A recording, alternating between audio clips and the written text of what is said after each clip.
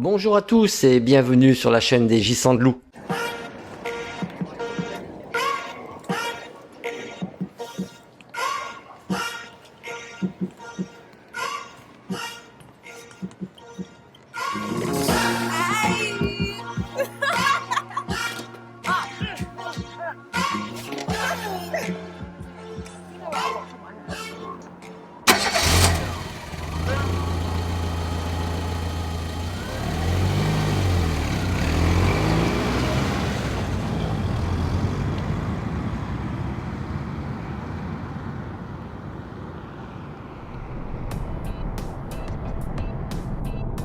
Nous voilà enfin arrivés en Slovénie.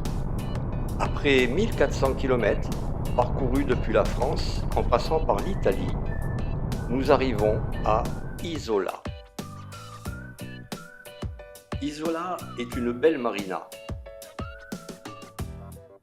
Des bateaux de pêcheurs, de vieilles ruelles, son port orné de cafés et de restaurants, et bien entendu des bâtiments de l'époque vénitienne. On en prend plein les yeux.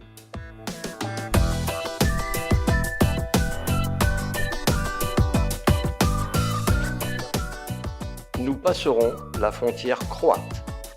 Arrivés à Krka, prononcé Karka. Ces ruelles étroites et pavées sont particulièrement plaisantes pour déambuler.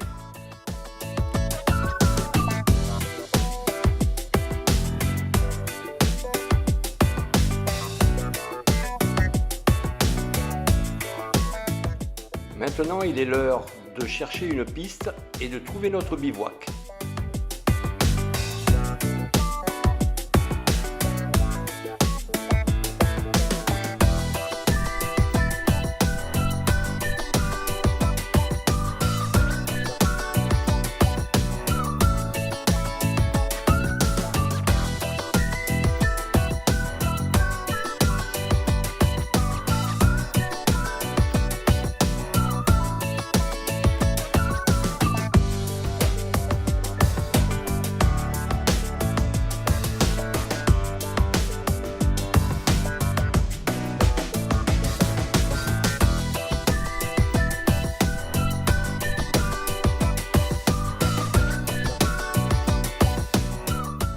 Le long de notre route, les îles croates se succèdent les unes après les autres. C'est vraiment très beau.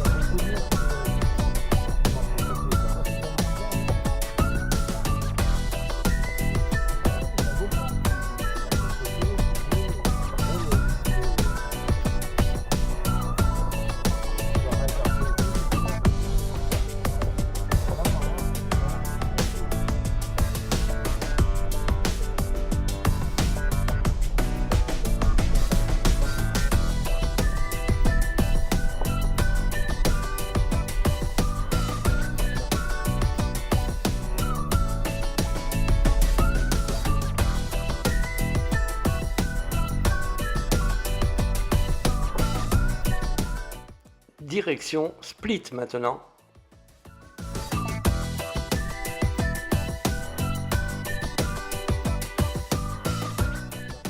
Ah, Split et ses 17 siècles d'histoire.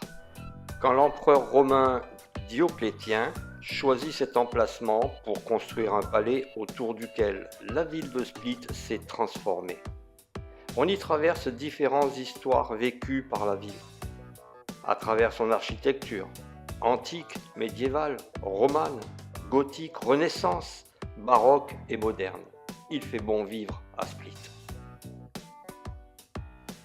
La ville de Split est une des plus belles et plus animées de toute la Croatie.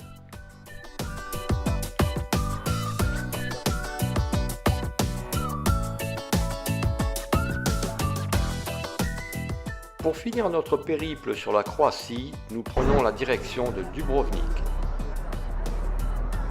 Né comme un lieu de refuge au temps des invasions barbares, Dubrovnik vit une épopée historique unique au monde.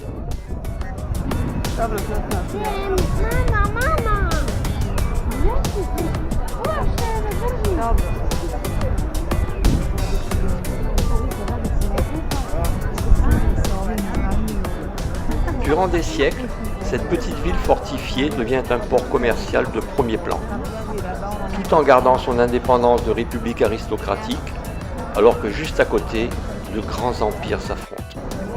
La liberté ne se vend pas, même pour tout l'or du monde. Voilà la devise de Dubrovnik, qu'on voit toujours gravée à l'entrée du fort de Lovrijenac. Aujourd'hui, la perle de l'Adriatique est la ville la plus visitée de Croatie, qui a su se relever du conflit yougoslave des années 1990.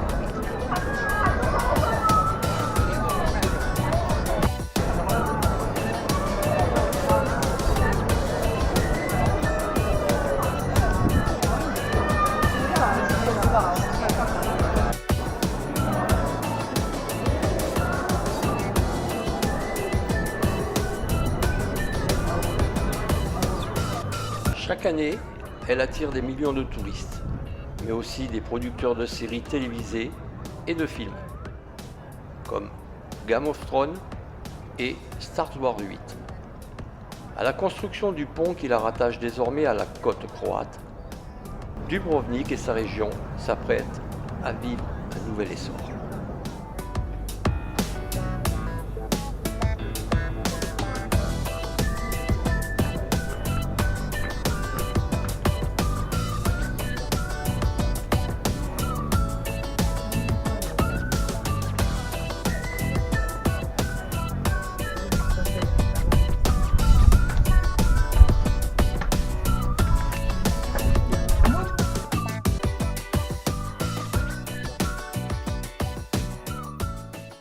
Il est maintenant temps de se dire au revoir.